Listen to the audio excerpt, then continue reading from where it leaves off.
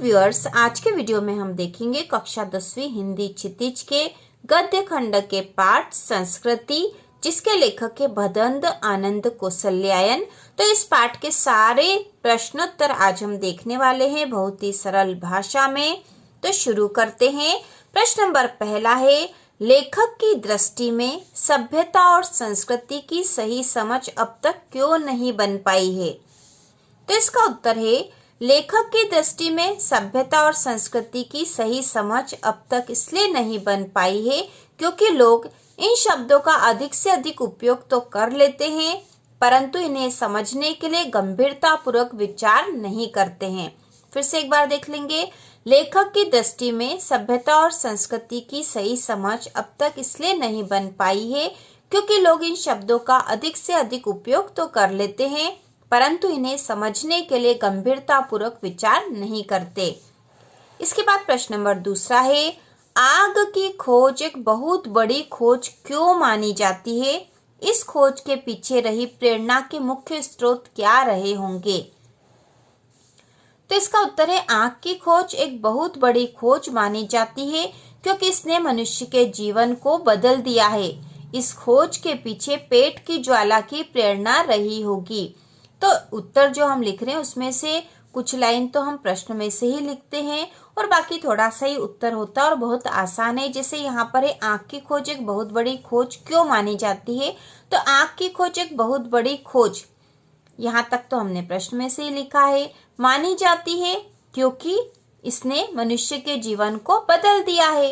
इसके बाद यहाँ पे और प्रश्न था कि इस खोज के पीछे रही प्रेरणा के मुख्य स्रोत क्या रहे होंगे? तो इसका उत्तर यहाँ पे है कि इस खोज के पीछे पेट की ज्वाला की प्रेरणा रही होगी। प्रश्न नंबर तीसरा है, वास्तविक अर्थों में संस्कृत व्यक्ति किसे कहा जा सकता है?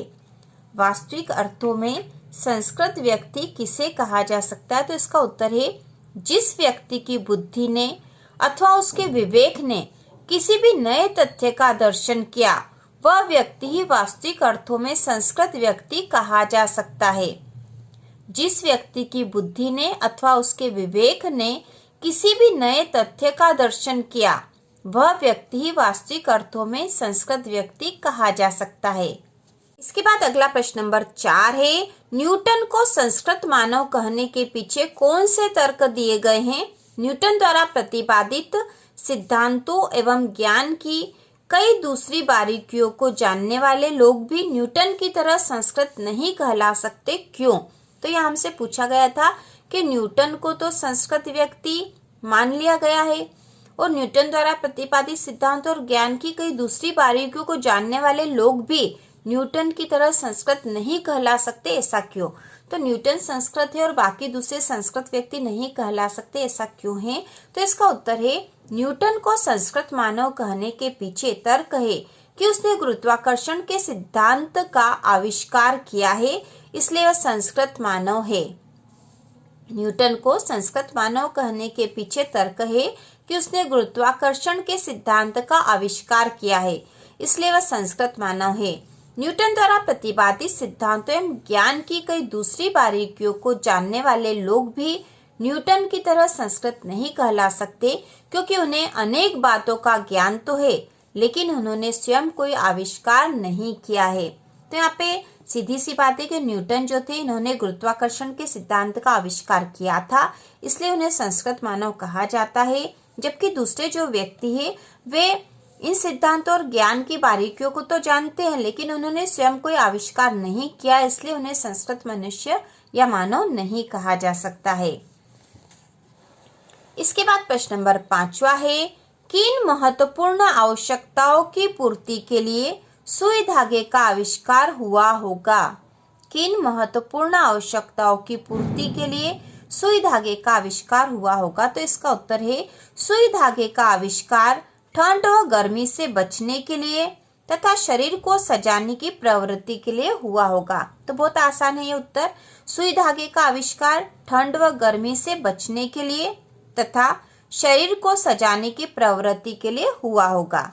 इसके बाद प्रश्न नंबर 6 है, मानव सांस्कृतिक अविभाज्य वस्तु है, किन्हीं दो प्रसंगों का उल्लेख कीजिए जब इसमें क वाला है, मानव संस्कृति को विभाजित करने की चेष्टाएं की गई। तो इस प्रकार का कोई प्रसंग बताना हमें, तो इसका उत्तर हम लिखेंगे, अंग्रेजों ने भारत में फूट डालो और राज करो की नीति अपनाकर भारत की संस्कृति को विभाजित करने की चेष्टा की थी। कोई सा भी एक प्रसंग आप बता सकते हो इसमें।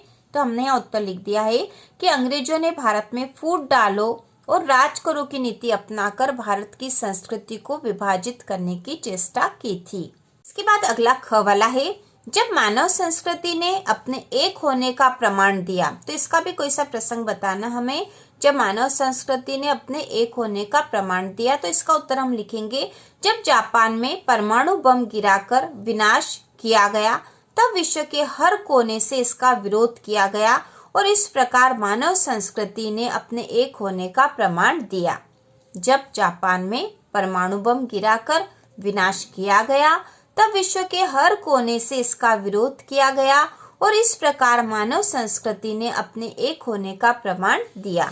इसके बाद प्रश्न नंबर 7वां है, आशय स्पष्ट कीजिए। आशय स्पष्ट कीजिए, इसमें क वाला है, मानव की जो योग्यता उससे आत्मविनाश के साधनों का आविष्कार कराती है, हम उसे उसकी संस्कृति कहें या असंस्कृति। तो हमसे यहाँ पूछा गया है कि मानव की जो योग्यता उससे आत्मविनाश के साधनों का आविष्कार कराती है। आत्मविनाश मतलब खुद के ही विनाश के साधन, जैसे परमाणु बम, हथियार आदि। तो हम उसे उसकी संस्कृति कहें या असंस्कृति। तो इसका उत्तर हम लिखेंगे, संस्कृति हमेशा कल्याण की भावना से जुड़ी रहती है। संस्कृति की सबसे प्रमुख बात यह है कि संस्कृति हमेशा कल्याण की भावना से जुड़ी रहती है।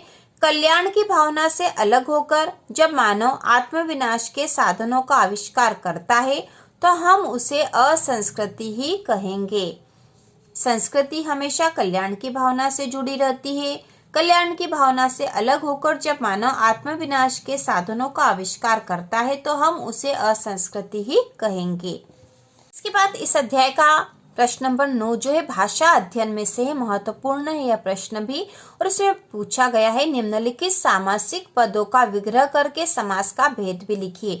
तो यहाँ पे सामासिक पद मतलब समास जो दे रखे है, तो समास का विग्रह करना है और कौन सा समास है यह बताना है। तो सबसे पहला है गलत सलत, इसका समास विग्रह होगा गलत और सलत, और इसमें है द्वंद्व समास। दूसरा है आत्मविनाश, इसका विग्रह है आत्मा का विनाश और समास है तत्पुरुष समास। इसके बाद है महामानव, समास विग्रह होगा महान है जो मानव, और यहाँ पर समास है कर्मधारय समास। इसके बाद है पद दलित, समास विग्रह होगा पद से दलित और समास है तत्पुरुष समास। अगला है हिंदू मुस्लिम, समास विग्रह हिंदू और मुस्लिम और समास है द्वंद्व समास। इसके बाद अगला है यथोचित, जैसा उचित है, समास है अवयवी भाव समास। अगला है सप्तर्षि, समास विग्रह होगा 7 ऋषियों का समूह, और यहाँ पर समास है द्विगु समास क्योंकि इसका पहला पद संख्यावाचक है। इसके अगला है सुलोचना, सुंदर है लोचन जिसके, लोचन मतलब नयन आंखें, सुंदर है लोचन जिसके, और यहाँ पर समास है बहुब्रीहि समास। तो इस प्रकार से इस अध्याय संस्कृति के सभी प्रश्नोत्तर हो चुके हैं, बहुत ही सरल तरीके से हैं।